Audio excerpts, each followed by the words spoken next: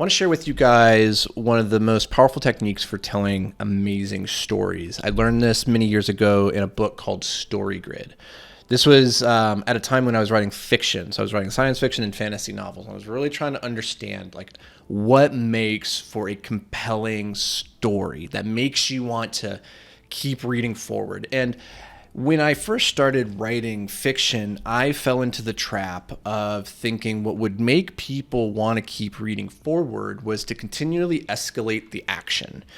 And what ended up happening then was I'd write these stories, and my first book is a great example of this. I think there's a lot of really great writing in there, but overall the plot had some weaknesses in that I didn't understand this nuance yet and how to do it well. And this was the book Time Heist. My second book, Mind Breach, I think I started to figure this out a bit more. What ended up happening in Time Heist was it was just like the character pretty much got on this action treadmill from chapter 1 and was just constantly getting into action scene after action scene, fight after escape, and things going boom and blowing up. And it was just like, it was breathless. And I thought that was how you told a gripping story. Because I would think about, okay, what would make for a great movie? Well, things blow up and they move from the thing to thing to thing. And what I ended up with was a story that felt a lot like Michael Bay's Transformers, where you're just like, things are happening, but you don't really care about it after a certain point. You just become numb to the action and the explosions. You're like, okay, I can only see things explode so many times. You can only escalate the explosion so much. And that was the difficulty that I ran into writing that story. I was like, at a certain point, I was like, man, how do I make this bigger? And when I read StoryGrid, it clicked in my mind what I had been missing. And it's not super intuitive, because when you read a lot of stories, you watch movies, we intuitively know what makes for a good story or not. We've been consuming them our entire lives. And yet to articulate it and then tell it, that's tricky. That's actually very, very tricky. We can we can hear a good story and tell you, is that good or bad? But to self-generate why it was good or bad, that's not so easy. And what I found in the book StoryGrid is it laid out this very compelling structure or framework for understanding that there's actually two stories that are happening in every story. Of course, you have your character, your hero, who's going on some kind of journey. There's something that's happening. There's some kind of inciting incident, and usually that is some external event. And this is the storyline that most of us think of. This is, Frodo having to get the ring to Mount Doom and throw it in. This is Luke Skywalker having to blow up the Death Star. This is Harry Potter having to battle Voldemort, have to destroy his Horcruxes and battle Voldemort. Right? That's the external journey. And this one's really easy to write. It's really easy to visualize because, it's action.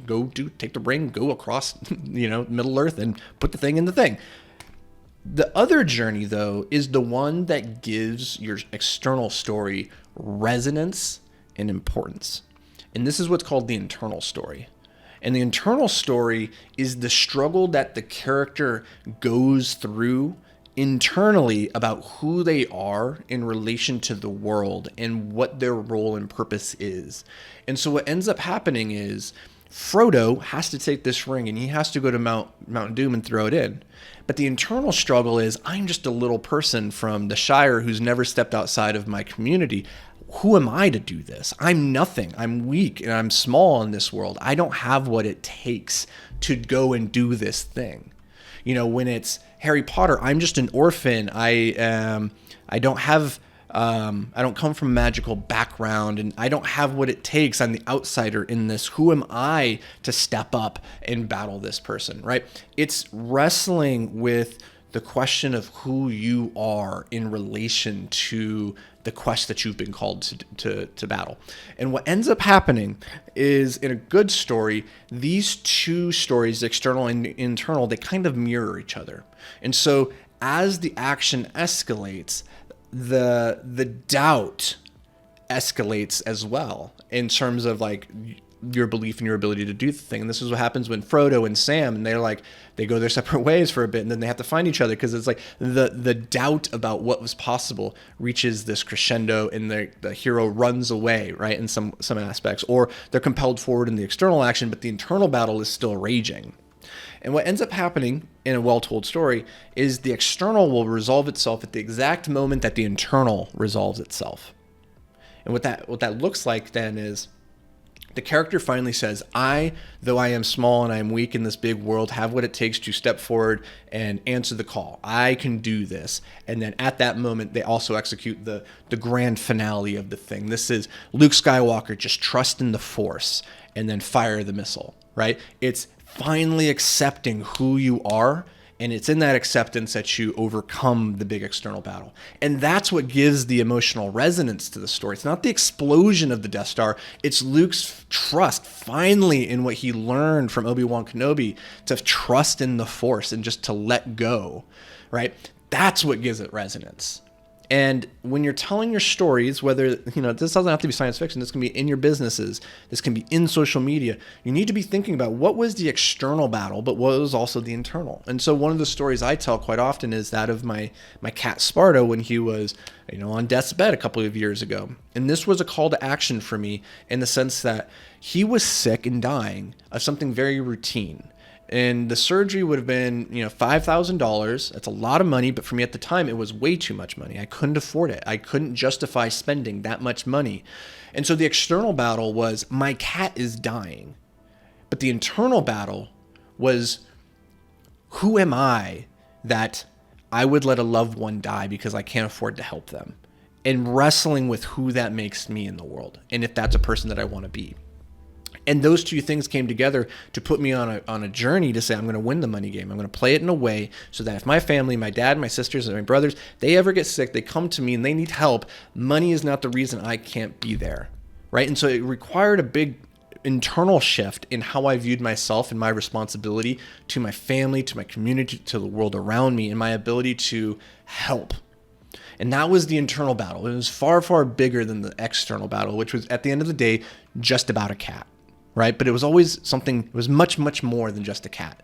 Thankfully, he's still alive. He's still with us. He's outside actually meowing out my door right now. But that is how you give those stories emotional resonance, is to figure out how do you tell both the external and the internal simultaneously. So another example of this is, a lot of times I start my story by telling people when I was 28 years old, my fiance left me. I was living in the back of a van with $80,000 in debt. That's the external battle. Right? That's the external. My loved one has left me. I have nowhere to live and I have no money.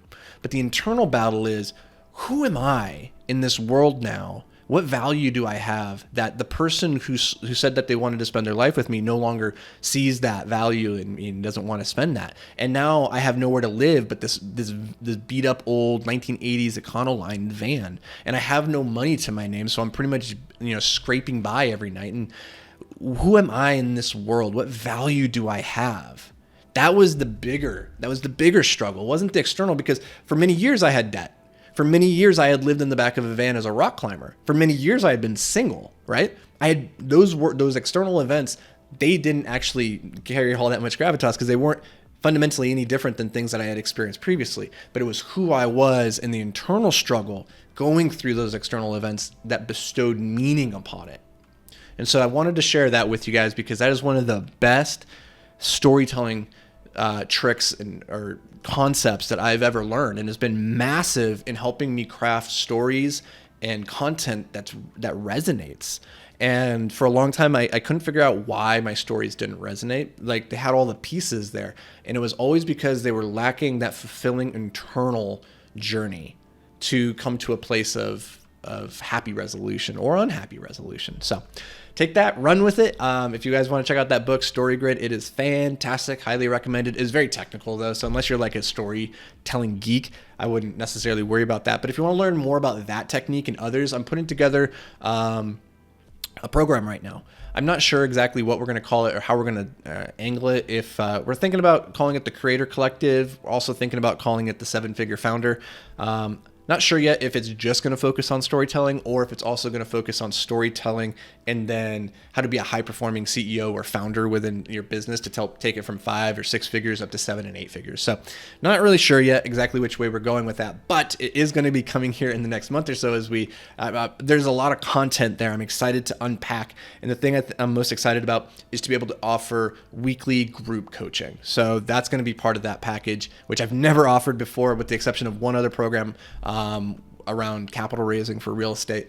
And so, never done this before. I'm excited. If you're interested in learning more about that, then shoot me a DM, shoot me a comment, shoot me an email, anthony@anthonyvicino.com, and just let me know, hey, that creator collective or the 7-figure founder, whatever you guys end up calling it, psyched on that. Let me know when it releases, and I'll put you on the wait list. So that's going to do it for me, guys. I'll catch you back around these parts tomorrow. But until then, stay hyper-focused.